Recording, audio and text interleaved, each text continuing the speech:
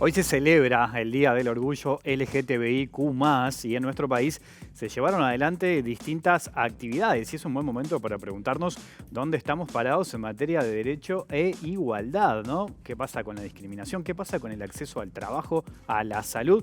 ¿Qué rol juega la educación? De todo eso estaremos hablando esta noche. Bienvenidas, bienvenidos. Así comienza Lado B.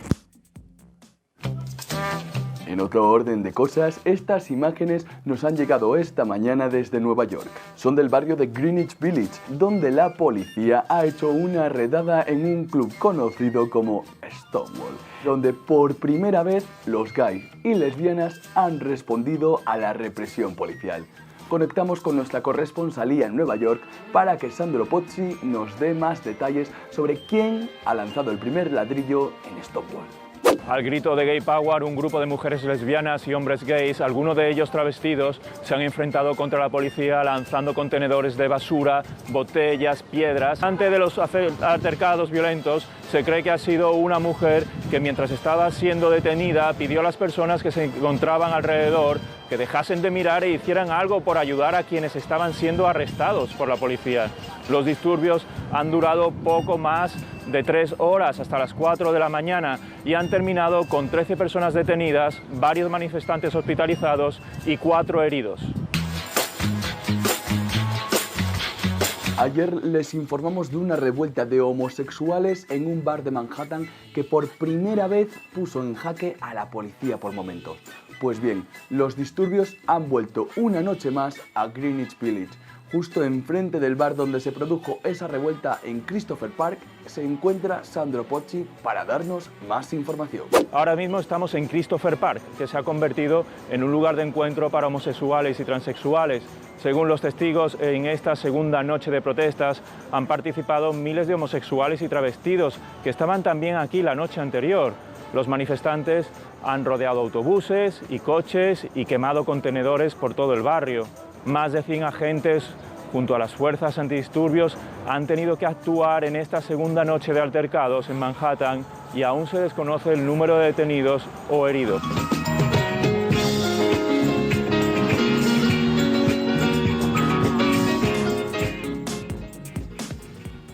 Y vamos a hablar de todos estos temas y en primera instancia vamos a recibir a una compañera de nuestro canal, a Morena Ferreira, que es conductora, una de las conductoras de Mirá Montevideo, ese programa lindísimo que se puede ver todas las tardes aquí en nuestra pantalla, modelo y también actriz. More, ¿cómo andas? Bienvenida, es un gusto tenerte aquí en Lado B. Muy bien, Wilmar, muchas gracias por invitarme. Primero que nada, es un placer estar acá con ustedes. Bueno, un gusto recibirte. ¿Qué significa para vos este día? Estábamos viendo recién el Dave Disparador, una especie de parodia, un noticiero del país de Madrid, que precisamente hablaba del 28 de junio de 1969, lo que ocurrió en ese entonces, que llevó a que hoy todavía se siga celebrando. ¿Qué significa para vos este 28 de junio? Y para mí el Día Internacional del Orgullo significa algo muy, muy fuerte, algo que nos pasa a las personas de la comunidad, es que, bueno, desde muy jóvenes nos enseñan a sentir vergüenza de quiénes somos, de lo que somos, de cómo nos sentimos. Y esto del orgullo es como una reivindicación de decir, bueno, no tengo por qué sentir vergüenza, estoy orgullosa, orgulloso, orgullosa de quién soy.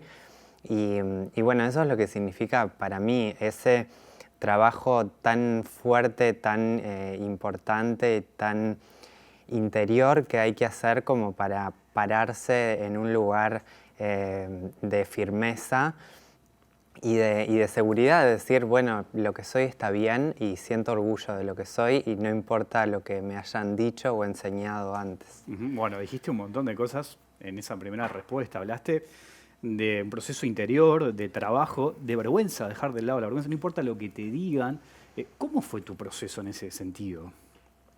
Y la verdad que eso fue algo que me costó bastante, eso de, bueno, salir y saber que voy a obtener un montón de miradas por ahí negativas y bueno, ir, no sé, caminando por la calle, estar en un ómnibus. Ahora capaz que no me pasa tanto porque mi exterior capaz que no impacta tanto, pero cuando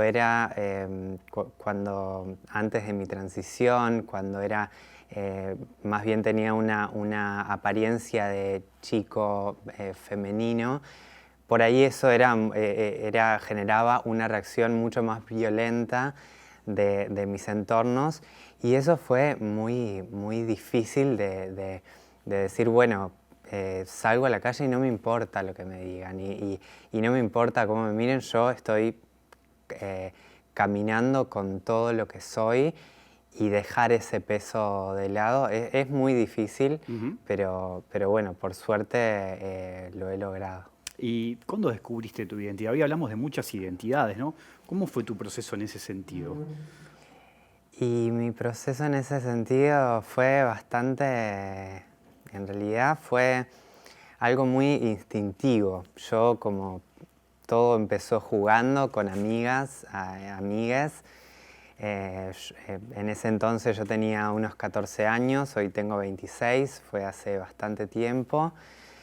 Y bueno, fue eso, fue ir descubriendo sobre la marcha. Nunca me di cuenta que estaba empezando una transición, que era una persona trans, como que eso después como que me fui dando cuenta. Tampoco en aquel momento se utilizaban nombres o formas de designarnos que fueran respetuosas, sino que todo era más violento, todo era menos políticamente correcto, digamos. Y bueno, fue, digamos que como a los ponchazos, ¿no? Como ir descubriendo sobre la marcha cosas que en aquel momento, de las que en aquel momento no había información, era difícil acceder a información que sea realmente, ¿cómo puedo decir?, acorde a lo que una persona de 14, 15 años necesita aprender para seguir con su vida de una forma saludable. Ahí tocas un tema importante que es el de la educación, que ahora me gustaría ir a ir, porque la educación es fundamental en esto, ¿no? Pero vos decís que a los 14 años, digamos que empezaste a vestirte de acuerdo a tu identidad. ¿Es ahí donde se da ese punto de partida? Sí. Yo, como te digo, empecé jugando, pero desde la primera vez que me vestí, me maquillé y me peiné como quería, no hubo forma de que yo me despegara de eso, ¿verdad? ¿Y qué sentiste en ese momento? Y ahí sentí por primera vez que me estaba viendo realmente a mí misma en el espejo. Eso fue como una sensación como que se abrió un portal, como que dije, wow, esto es lo que soy, y bajé la escalera y le dije a mi mamá, mami, ahora soy así. Y fue muy impactante para ella. Le costó mucho, costó a toda mi familia. ¿Qué recordás de ese momento? ¿Qué te dijeron, por ejemplo, cuando vos tomaste esa decisión? Bueno, en ese momento fue todo un caos. No hubo una respuesta positiva, hubo mucha resistencia, pasaron muchas cosas difíciles a partir de eso.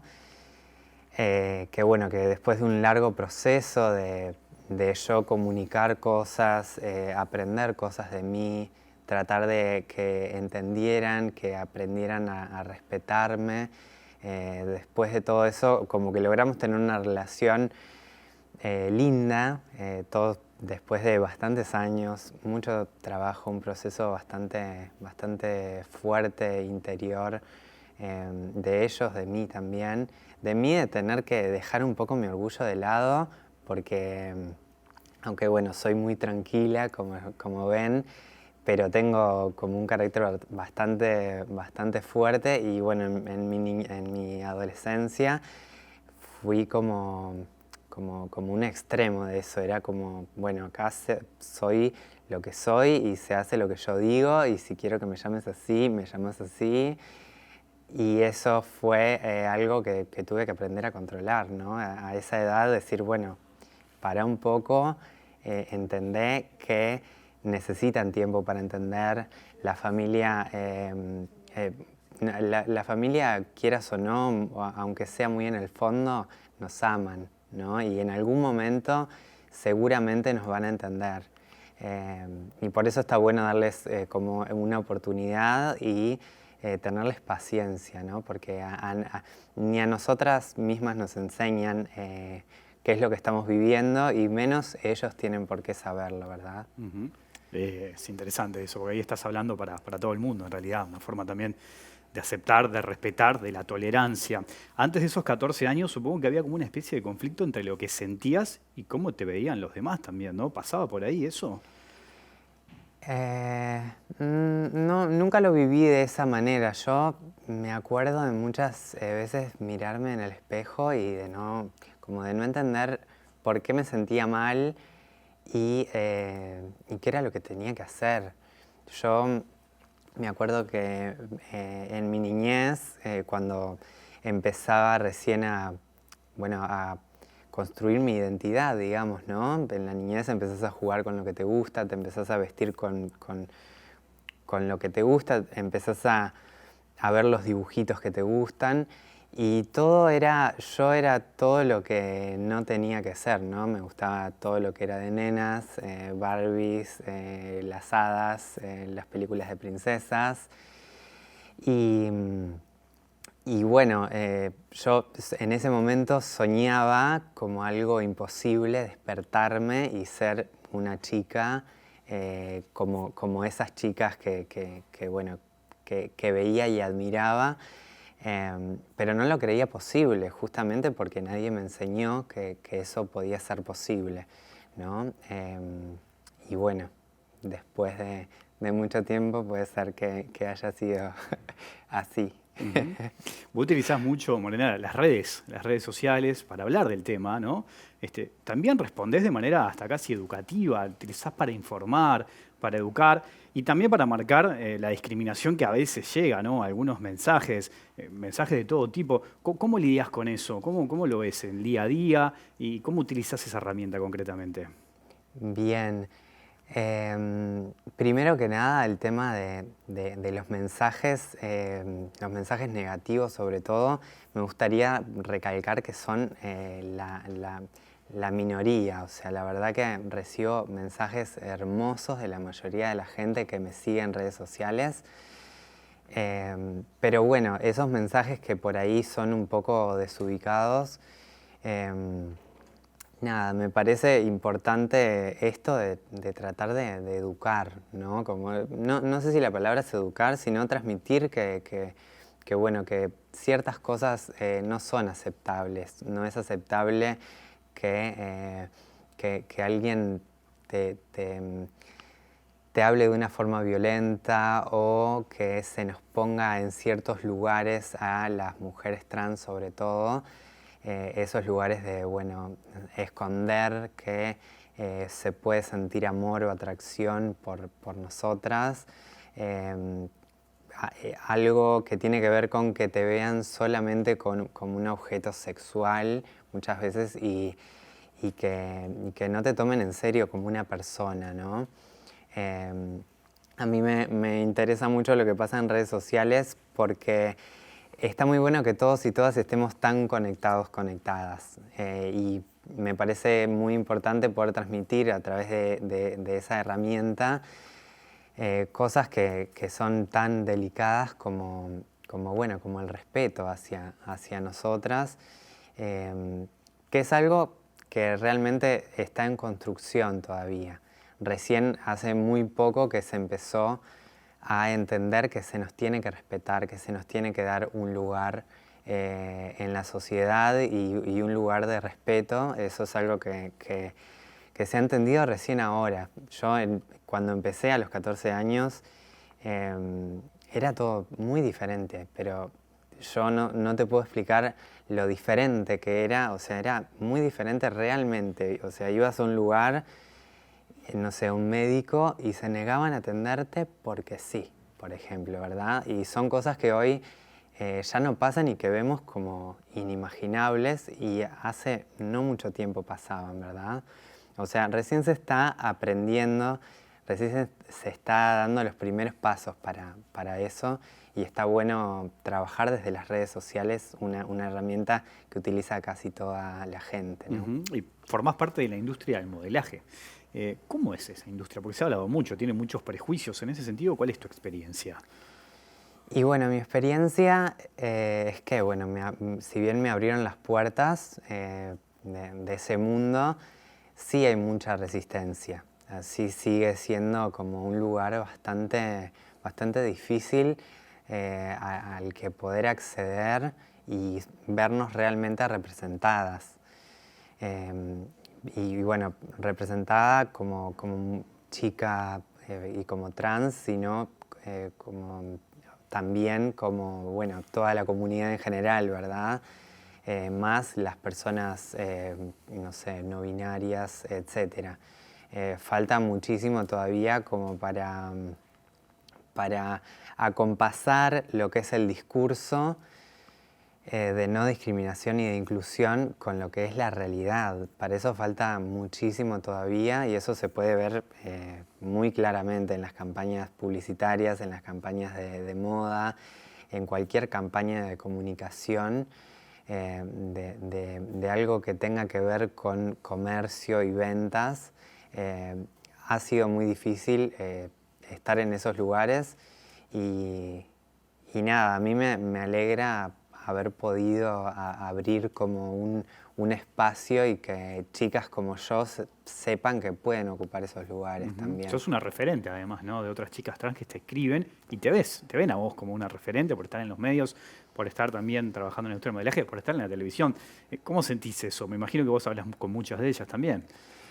Ese es un tema bastante delicado porque es como, al decir o sea, al hablar de ser una referencia se siente una responsabilidad bastante fuerte, pero a mí me encanta que me escriban y que me digan, bueno, gracias a que te vi a vos me animé a hacer tal carrera que quería, y a veces me escriben como, no sé, me animé a hacer comunicación, me animé a hacer psicología, me animé a hacer lo que sea, ¿no?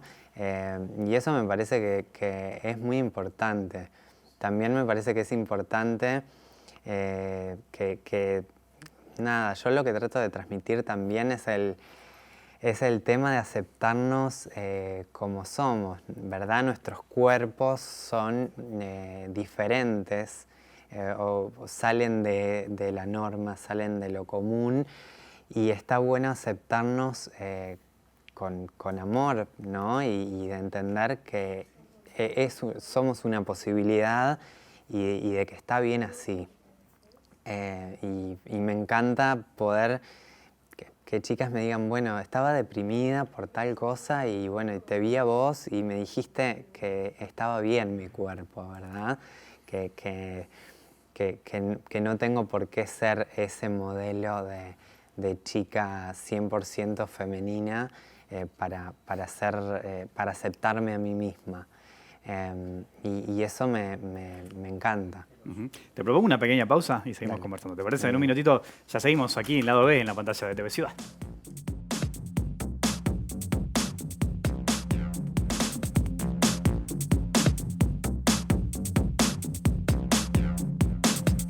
En vivo aquí en Lado B, en la pantalla de TV Ciudad, conversando con Morena Ferreira, y vamos a sumar a Federico Graña en este segundo bloque, activista y también director de la Asesoría de Desarrollo Municipal y Participación de la Intendencia de Montevideo. Federico, gracias por acompañarnos. ¿Cómo estás? Gracias a ustedes por la invitación. Sabemos que es una jornada con muchas actividades hoy también, con mucho trabajo de hace tiempo. Sí, no en este caso específicamente con el tema, pero sí ha sido una jornada de muchísimo trabajo. Exactamente. Recién hablábamos con Morena de distintos temas, ¿no? Del avance que se ha logrado en los últimos años en esta materia. Vos estás vinculado, has trabajado mucho. Y te pregunto concretamente el rol de las políticas públicas en este sentido. ¿Cuánto se ha avanzado? ¿Qué análisis haces de lo que estamos viviendo hoy en materia de derechos? Bien, a ver, es muy difícil hacerlo breve, pero separando en dos grandes etapas. Una primera etapa, la de la constitución del movimiento en el país, que podría ser desde la salida de la dictadura hasta los 2000, en realidad el primer rol fue el de demanda desde el movimiento. Recién la aparición de políticas públicas como respuestas a esas demandas empiezan a consolidarse en normativa con la ley de antidiscriminación, con todas las falencias que hoy se le puede hacer a esa ley, pero en realidad es el primer paso. Y bueno, generan después algunos pasos que vienen más desde el sistema político, no tanto de la propuesta del movimiento, con la ley de unión concubinaria y la adopción. que son como los primeros accesos a normativa. Si me preguntás, yo creo que la política pública empieza a retroalimentarse muy bien a partir de la discusión en torno al matrimonio igualitario, en que empieza a haber una articulación muy buena entre a decisores y decisoras, movimiento social. Sin duda generaron una articulación, te podría decir que hasta virtuosa, en generarse los objetivos. Ese proyecto, el de matrimonio igualitario, nace desde la sociedad civil, la toman algunos legisladores, se le hace alguna modificación, la sociedad civil fue protagonista en ese proceso. Y ahí también empiezan a pasar las primeras políticas públicas, cuando digo duras, es definidas y focalizadas, la tarjeta Uruguay Social, específicamente para personas trans, los primeros estudios y profundización de datos sobre esta temática, que no había mucho dato, por más que, como decía Morena, la escuchaba, decía, la realidad es la realidad, pero para hacer política pública tenés que tener datos de esa realidad. Y si no se pregunta, si no se, las variables no están, vos no sabés cuantificarlo, cuánto cuesta una propuesta de una política pública, que tiene una inversión a hacerse.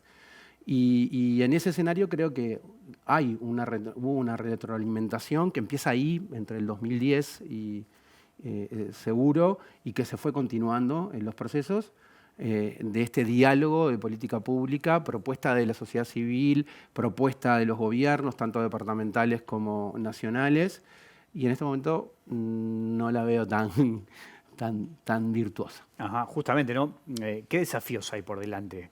¿Cómo Mirá, se podría avanzar en esto? Yo hoy pensaba ahora cuando me invitaron en esta, es como volver a hablar del tema. Durante mucho tiempo que yo no hablo del tema. He tomado, ya que tengo otras responsabilidades, traté de distanciarme un poco de la discusión del tema de la política pública, pero creo que es momento de empezar a hablar del tema. En el momento de la transición, más allá de que no hubo una buena transición, ni siquiera pudimos tener una reunión de transición, hay varias cosas que se dejaron. Se dejó un plan de diversidad sexual exacto y concreto de cuáles eran los énfasis que había, donde educación era uno de los temas. Se dejó una investigación sobre la educación con una encuesta muy potente, con una base de datos muy grande, que habla de el peso que tiene el acoso escolar por temas de discriminación racial, por temas de clase social y por el tema de diversidad sexual en muchos estudiantes. Se dejaron las recomendaciones para hacerse. Existía un programa que tenía este componente, que era el Centro de Promotores de Derechos, que hoy por lo menos no tiene la visibilidad que tenía y que hoy no sé dónde está. ¿No? Te lo digo como quien gestionó parte de esa política pública. Sí sé que hay reuniones del Consejo Nacional de Diversidad Sexual, que está como normativa, pero lo que no veo es la efectividad concreta de algunas políticas, más allá de las que hay que continuar porque la normativa se expresa. Por ejemplo, la prestación reparatoria para las personas trans. Obviamente que para llevar adelante políticas públicas se necesita un compromiso político también, ¿no? Del gobierno en este caso. Nos gobierna una coalición, ¿no? Muy diversa, y dentro de la coalición hay legisladores y partidos que no están a favor de la agenda de derechos. ¿Cuánto condiciona eso, todo esto que venís mencionando? Yo creo que es eso, y hay otras cosas más que también puede ser una explicación, pero hay otras cosas también que condicionan. Creo que la agenda de derechos, una de las cosas que se basa también en que para mí es la construcción de cualquier política pública, desde una perspectiva de derechos humanos se construye con quienes van a vivir esa política pública. Y eso implica mucho trabajo y mucha humildad. Digo, tener claro que no, por más que seas el que tiene que tomar la decisión, no sos el que puede tener toda la razón. Hay que escuchar muchísimas voces en ese proceso. Yo pongo el ejemplo de la Ley Integral para Personas Trans. Estuvimos 1 año y medio discutiendo contenciones internas dentro del movimiento de qué era lo prioritario. Si las personas trans más veteranas, y en realidad lo prioritario era todo. Y por eso la ley tuvo todos esos componentes. Y se fue construyendo y se fue atando. Y esa construcción, yo fui un simple ejecutor de una construcción colectiva entre saber técnico de equipos maravillosos que hay y todavía en el Ministerio de Desarrollo Social, y de un movimiento social que tuvo la madurez de articular sus diferencias y además de defender un proyecto como lo defendió, que era quizás el proyecto más difícil de aprobar de todos, porque si uno lo ve estadísticamente, estabas hablando de un número pequeño de población, pero que era el que tenía los datos de exclusión más grandes de cualquier población del Uruguay, pero lo más grande de forma notoria. Y eso fue todo un proceso pensado, se hizo un censo para tener esos datos, se hicieron. Entonces, en realidad es eso, la construcción de la política pública también lo que tiene que tener es mucha generosidad, pensar en el empoderamiento de las personas, Y para eso tenés que distribuir poder. Entonces, por lo tanto, tenés que construir con ella la política pública. Recién, More, hablabas de lo que te pasó en la experiencia con el médico hace no mucho, 10 años, ¿no? Otro de los problemas es el acceso al trabajo, el acceso laboral. En tu caso, ¿te costó encontrar trabajo en su momento? ¿Cuál es tu experiencia? Sí, me costó bastante encontrar trabajo. En realidad, en TV Ciudad es el primer trabajo formal fijo que tuve. Muchas veces busqué trabajo, no sé, en lugares X, no sé. Llegué a buscar yo estudié turismo, estudié algo también de comunicación, o sea, busqué de todo y llegué a recurrir a buscar cualquier cosa, ¿no? Como, no sé, una tienda de ropa, no digo que sea cualquier cosa, pero, o sea, lugares que estaban fuera de lo que yo había estudiado, de lo que quería hacer. Y la verdad que nunca me pasó, o sea, apenas tuve alguna entrevista de trabajo, o sea, es difícil, hay resistencia. Si sos visiblemente trans, también empeora la situación, ¿no? No sé, también ser pública, capaz que me conocían, no sé, de conocerme como la primera modelo trans de Uruguay, y bueno, y eso creo que ponía algunas barreras también. Es difícil el tema del trabajo. El tema del trabajo sigue siendo muy difícil porque bueno, se trata el tema como algo como que es desconocido. También hay sectores que siguen haciendo de este tema algo confuso, transmitiendo información falsa o cosas que son negativas, y la gente escucha esas cosas, ¿no? También el miedo ese de aceptarnos, de incluirnos, que siempre hubo, que unos 10 años atrás se notaba garrafalmente, sigue teniendo sus apariciones por ahí, y bueno, eso hay que trabajarlo. Morena, Federico, les agradezco muchísimo su tiempo y su visita aquí al lado de... Gracias. Muchas gracias. Nosotros nos vamos, ya en minutos se viene la letra chica, volvemos en vivo mañana a las 20 horas. Que pasen bien, chao.